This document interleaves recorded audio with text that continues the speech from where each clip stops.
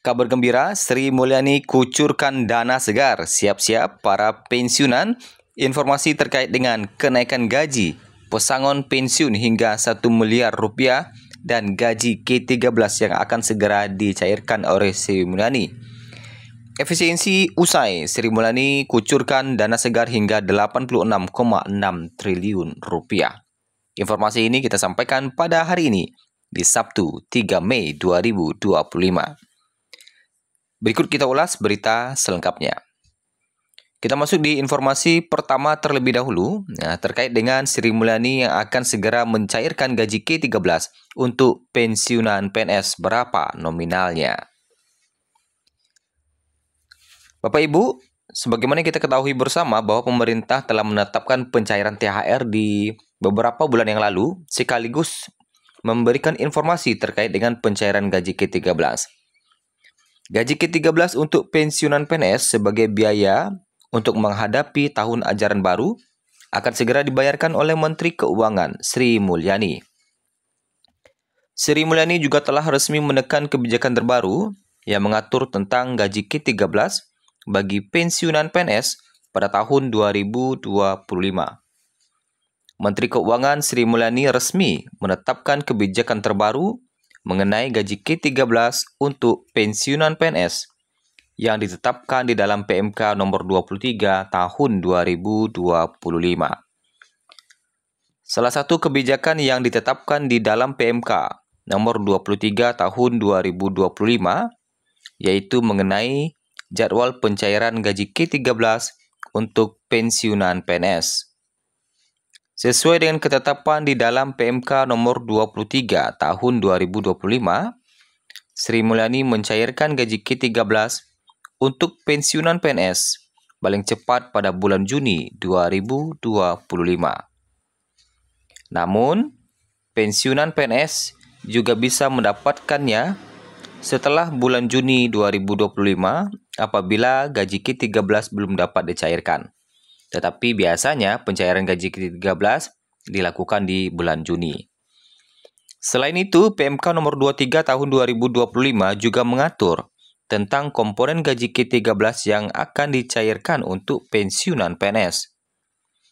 Menurut ketetapan di dalam PMK nomor 23 tahun 2025, adapun komponen yang akan dicairkan untuk pensiunan PNS yaitu pensiun pokok, tunjangan keluarga, tunjangan pangan, dan tambahan penghasilan. Sebagaimana yang diketahui bersama bahwa besaran gaji K13 yang akan dicairkan 1 bulan lagi, yaitu tepatnya di bulan Juni nantinya, berdasarkan komponen penghasilan yang dibayarkan bulan Mei tahun 2025. Jadi berapa gaji yang Bapak Ibu dapatkan di bulan ini, yaitu di bulan Mei beberapa hari ini ya, berarti sebesar itulah nanti gaji K13 yang akan dibayarkan. Dan tentunya tanpa potongan. Nah, kalau gaji Bapak Ibu di bulan Mei ini ada potongan, nanti untuk gaji K13 tanpa potongan sehingga nominalnya sedikit lebih besar. Nah, sebagaimana kita kalau lihat untuk gaji pensiunan ini masih menggunakan PP nomor 8 tahun 2024 ya. Yang mana golongan 1 mendapatkan gaji mulai 1.748.100 hingga 2.256.700. Sedangkan untuk golongan 2 mendapatkan gaji mulai 1.748.100 hingga tertinggi 3.208.800. Sedangkan golongan 3 mendapatkan gaji mulai 1.748.100 hingga 4.029.600. Dan golongan 4 mendapatkan gaji mulai 1.748.100 hingga 4.957.100 rupiah. Nah, itu belum termasuk dengan tunjangan-tunjangan lainnya yang akan diterima oleh pensiunan golongan 1 hingga 4. Kita masuk di informasi selanjutnya terkait dengan efisiensi anggaran telah selesai. Sri Mulyani membuka blokir anggaran hingga 86,6 triliun rupiah. Menteri Keuangan Sri Mulyani Indrawati telah membuka 86,6 triliun anggaran yang dicadangkan atau diblokir dari 99 kementerian atau lembaga. Sebelumnya blokir dilakukan selama proses efisiensi anggaran sesuai instruksi Presiden nomor 1 tahun 2025. Wakil Menteri Keuangan Swasil Nazara memaparkan, nilai blokir anggaran yang dibuka tersebut tercatat hingga 25 April 2025. Besarnya adalah 86,6 triliun sudah dilakukan buka blokir, sehingga kementerian dan lembaga bisa belanja lagi, ucapnya dalam konferensi pers APBN kita di kantor Kementerian Keuangan pada Rabu 30 April 2025. Nah, ini tentu menjadi kabar gembira juga sehingga beberapa program-program kementerian lembaga itu sudah bisa dijalankan lagi karena memang butuh anggaran untuk melaksanakannya. Dan bagaimana dengan transformasi skema pensiun? Kapankah mulai diberlakukan dan kenaikan gaji di tahun 2025 apakah jadi juga dikerjakan? Nah, sebagaimana yang kita ketahui bersama bahwa pemerintah memang berencana untuk melakukan perubahan skema pensiun ya, yang mana ini sudah digaung-gaungkan dari tahun-tahun lalu, tetapi hingga saat ini kita masih bertanya-tanya nih, kapan mulai diberlakukan terkait dengan skema pensiun fully funded ini.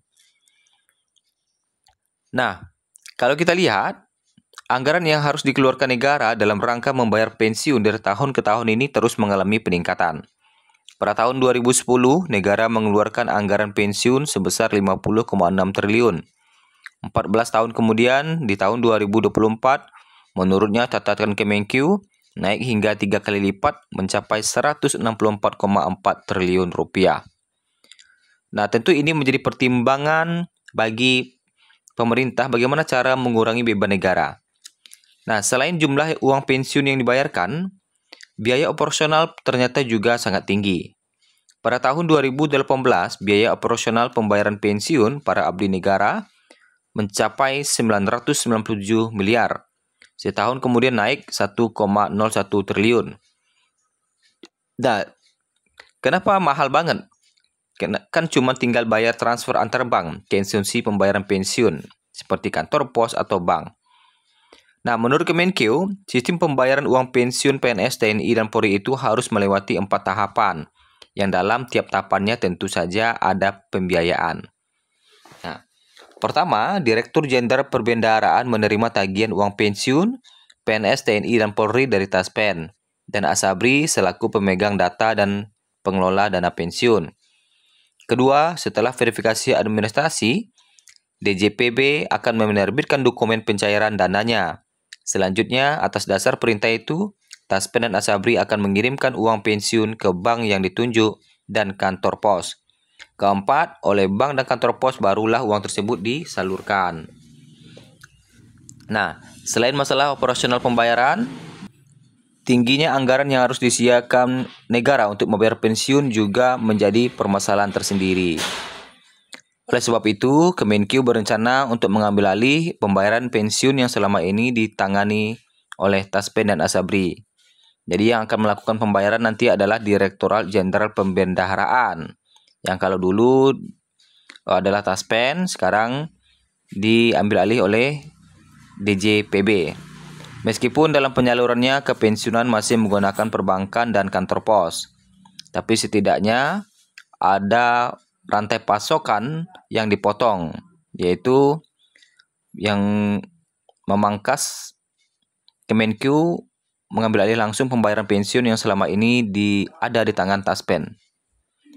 Jadi pembayaran nanti akan langsung dilakukan oleh DJPB. Jadi tidak lagi dari Taspen melapor dari Kemenkeu, dari Kemenkeu nanti baru dibayar di ACC, kemudian Taspen yang melakukan pembayaran, tidak seperti itu lagi gitu ya. Melakukan pembayaran tetapi melalui mitra, tapi yang melakukan pembayaran ini yang melakukan dari kami, katanya DJPB. Nah, tetapi terkait dengan kapan mulai diberlakukan skema pensiun ini masih belum diinformasikan oleh pemerintah kapan mulai diberlakukannya. Kita masih menunggu. Sama halnya dengan kenaikan gaji di tahun 2025, saat ini juga pemerintah masih belum ada pengumuman terkait dengan kenaikan gaji di tahun 2025, yang mana ini juga kita masih memantau terkait dengan kenaikan gaji ini.